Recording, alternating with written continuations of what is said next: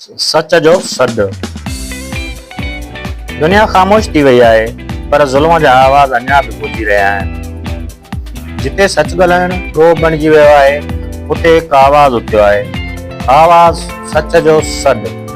ही चैनल उन्हनि लाइ आहे जेकी दर्द महसूस कनि था, जेकी अखियुनि सां ॾिसनि था, पर अञा ज़बान न खोले सघिया आहिनि। असां ॻाल्हाईंदासीं उन्हनि लाइ जेकी ख़ामोश आहिनि, असां लिखंदासीं उन्हनि लाइ जिन जो कलम तोड़े छॾियो वियो आहे।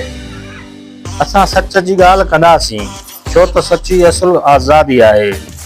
सच जो सॾु हिकु जदोजहद आहे समाजी इंसाफ़ जी, करप्शन, ज़ुल्म, बेहसी, लाक़ानूनियत ऐं नाइंसाफ़ीअ ख़िलाफ़। क़ुरान जा पैगाम, हदीस जी रोशनी ऐं जे मुआशरे जा सुवाल सभु हिते उजागर थींदा, छाकाणि त असां ख़ामोशी सां मरण नथा चाहियूं। असां जेतिरो सच चई सघूं था, ओतिरो ई ज़िंदा आहियूं। सच सां गॾु हलंदासीं, रोशनी तरफ़ वधंदासीं। अचो गॾिजी हलूं। ही रुगो यूट्यूब चैनल न आहे, ही अवां जो पंहिंजो आवाज़ आहे। ही आहे सच जो